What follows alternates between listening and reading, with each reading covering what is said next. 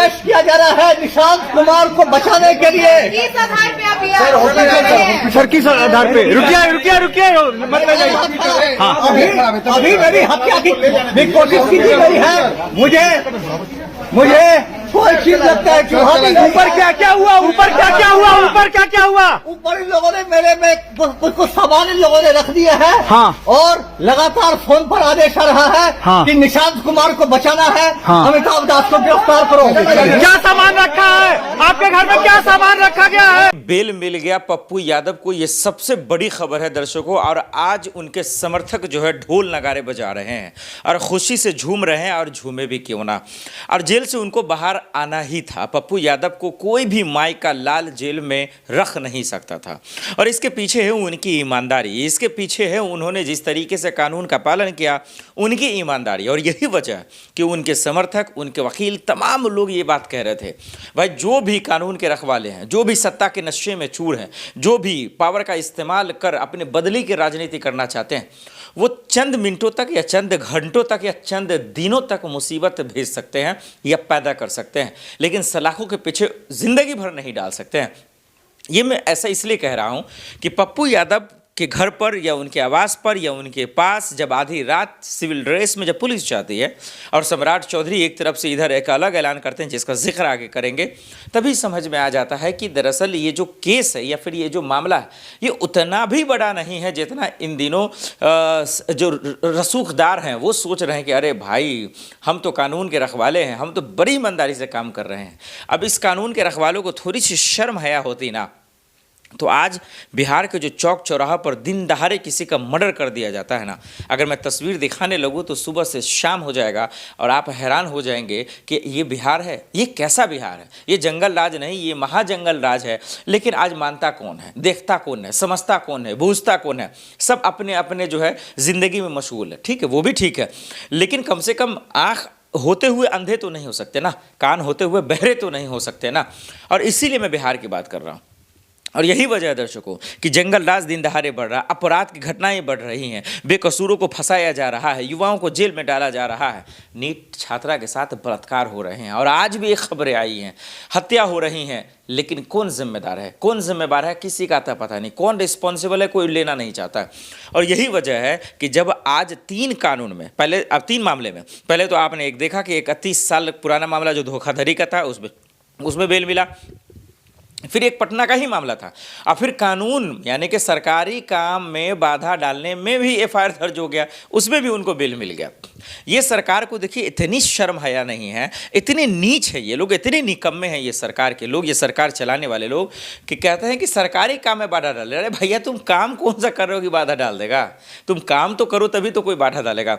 लेकिन कि इनको परेशान करना है, इनको जलील करना है, इनको जो है कहीं ना कहीं परेशान करने में मज़ा आता है। और इसीलिए ये इस तरीके की बात करते हैं कि भाई एफआईआर दर्ज कर दो, फर्जी केस लगा दो और जेल में डाल दो।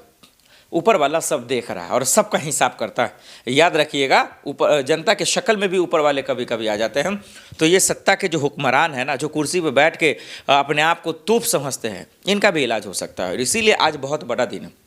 आज पप्पू यादव के पत्नी के लिए, उनके बेटे के लिए, उनकी बेटी के लिए, सबके लिए बड़ा इसलिए दिन है कि सब सोच रहे थे भाई ऐसा क्या हो गया, उनके समर्थक सोच रहे थे ऐसा क्या हो गया, और इसीलिए लोग जश्न मना रहे हैं, ढोल नगारे बजा रहे हैं, खुशियां मना रहे हैं, और जेल से वो बाहर आ रहा है। और जेल से बाहर उनको आना ही था। मतलब कि अब जैसे कि उस दिन बेल मिला धोखाधड़ी वाले मामले में, तो लोगों ने कहा कि अरे यार एक आया नहीं मुसीबत की दूसरा, एक मुसीबत गया नहीं कि दूसरा आ गया। लेकिन अब लोग कह रहे हैं कि भाई अब ठीक है सब कुछ, अब आराम से जो है जेल से बाहर भी आएंगे, अब निकल भी जाएंगे। और 3 मामले, तीनों में बेल मिल गया। हमने देखा जिस दिन सुनवाई थी तो कोर्ट को बम से उड़ाने का ही धमकी मिल गया था। हालांकि फिर से आज वाराणसी के बम को जो है कोर्ट को बम से उड़ाने की धमकी मिली है।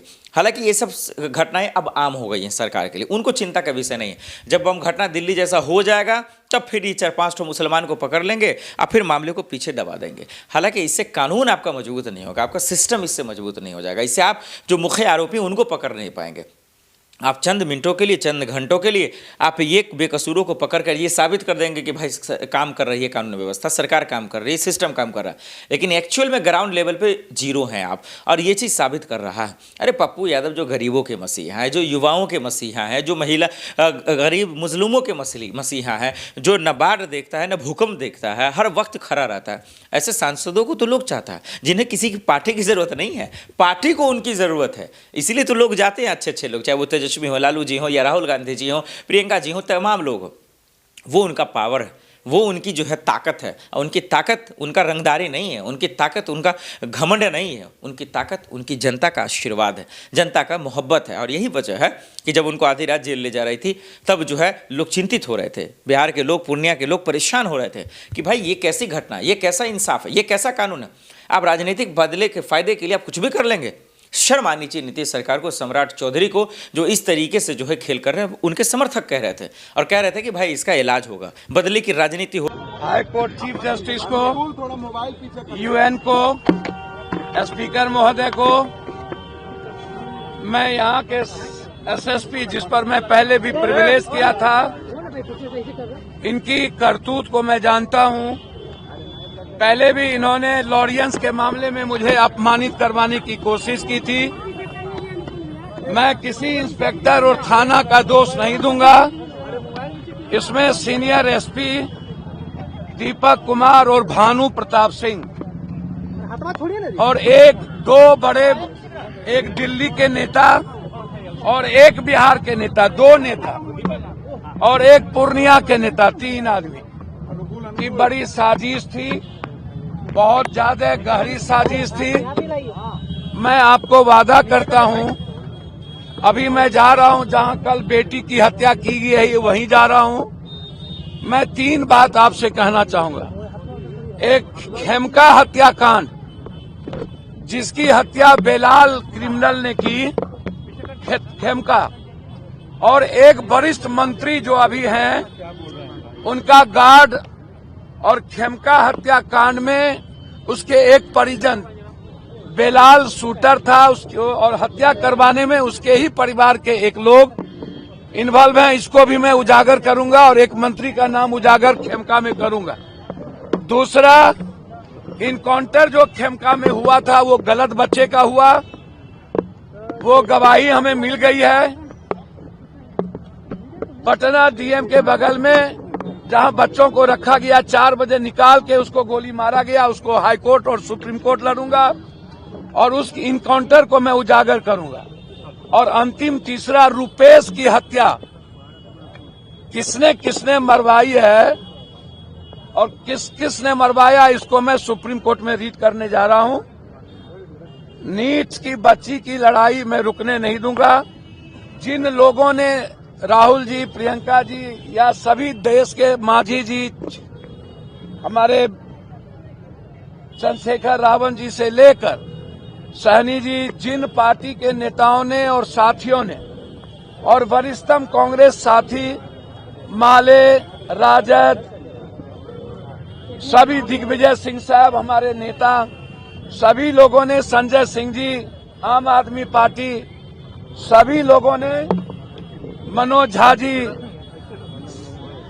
आनंद मोहन जी, रणवीर, सभी लोगों ने, जो तेज प्रताप जी, हमें सपोर्ट किया।